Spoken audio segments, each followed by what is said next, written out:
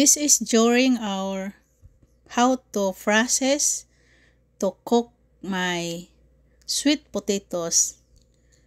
The other variety of sweet potatoes, the white one, this one is very nice and sweet and also good for health. Thank you very much. Some people like sweet potatoes or kamote. In Philippine language is kamote. You can break that one to become clean. This potato, sweet potato, is look like a snake. Snake potato. If I call this one snake potato. You can break that one. You can cut in your hand. And then you squeeze to become clean, because the shape is very different but very nice. This is a kind of sweet potato is dryness, not watery. It's very good.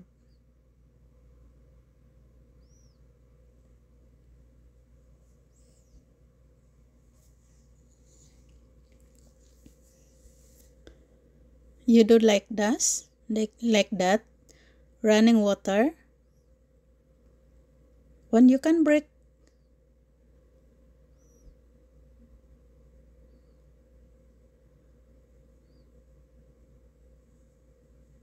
you can break the one to become clean. Because the soil, insert inside.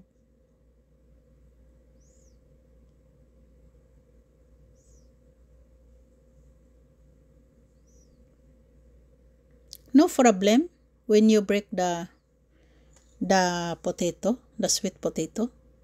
No problem.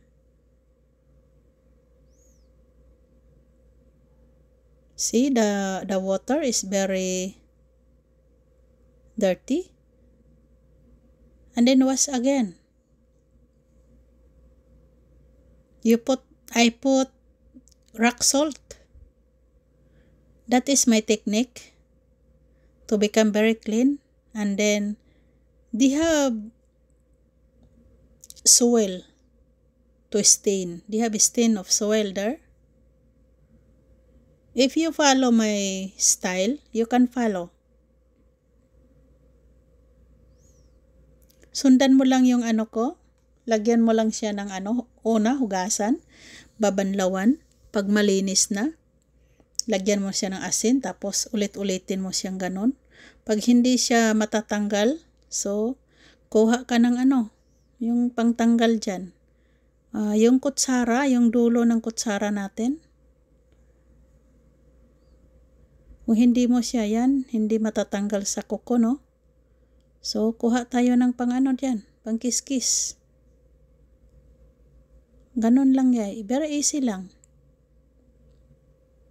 Ito yung process ko for cleaning kamote.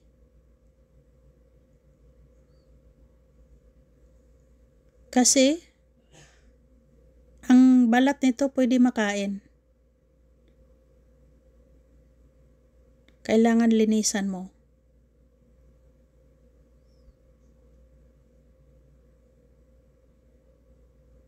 Mabilis lang. Pag nalagyan na siya ng asin, nakababad yan. Ayan. Yung lang, kanto ng kutsara ninyo sa dulo. Yan lang gagamitin.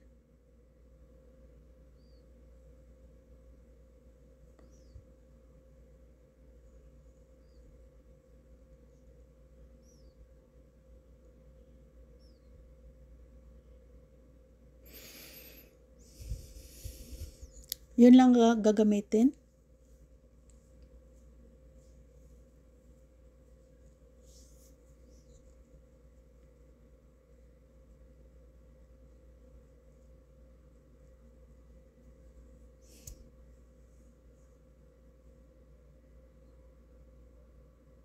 Ayan, malinis na malinis. Kahit yung iba dyan na hindi ko na nagalaw, kasi nakababad, pag maano yan, matouch yan, matatanggal na yon.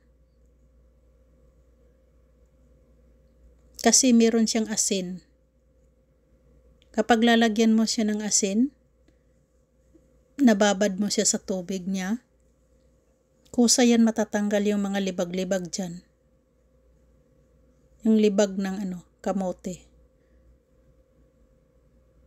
Lupa yan eh. Lupa yan eh. Ang ganon.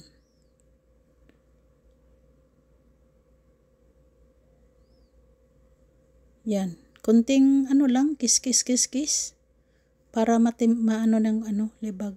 Pero kung may makita ka dyan sa mga hole niya na itim, yan. Pwede mo yan pwede mo diinan mo yan.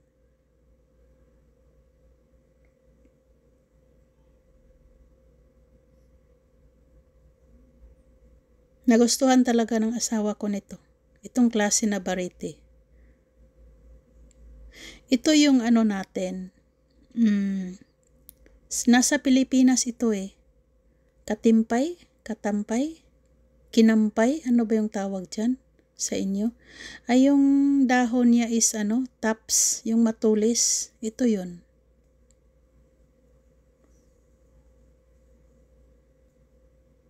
Ito po siya.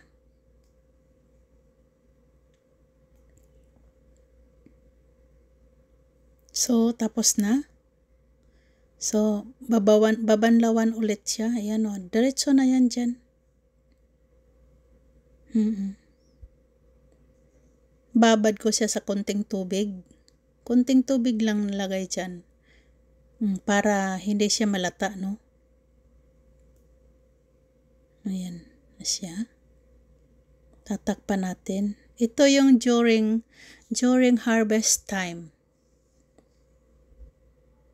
This is during harvest time.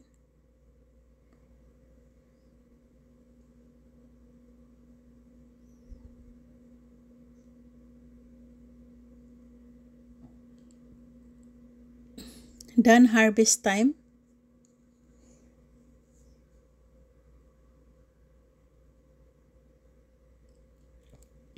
Marami tayong kamote, anli kamote tayo. So, ang kamote natin guys is 3 variety. Merong purple, merong pula, yung balat niya pula, tapos yellow ang loob, tapos itong white skin, and also yellowest ang laman. Yellowest inside the potato, sweet potato. Very nice. You can choose. And maganda rin ito na maganda sa bilo-bilo, no? Maganda siya sa bilo-bilo, 3 klase na kamote. So, hindi ka na mangangailangan ng ubi. Kasi meron ka ng kamote ubi. Diyan. Meron ka ng kamote ubi. So, very good.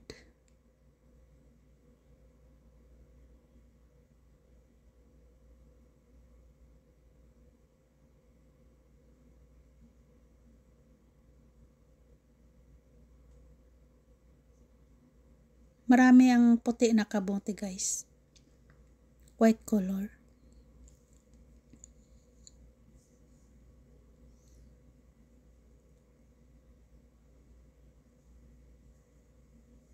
Yun.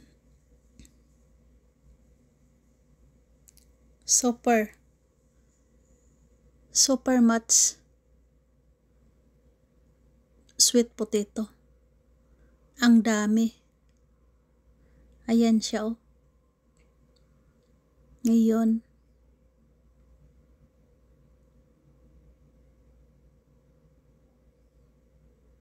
Dami talaga.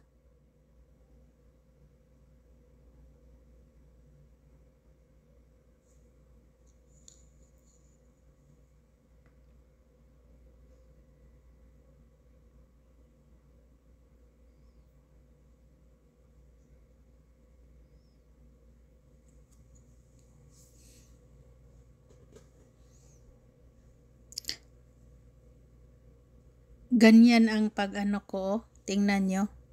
Kalawak ng pinag-harvestan ko ng kamote. 2 linya yan. Mahaba. At meron pa tayong gulay sa gilid.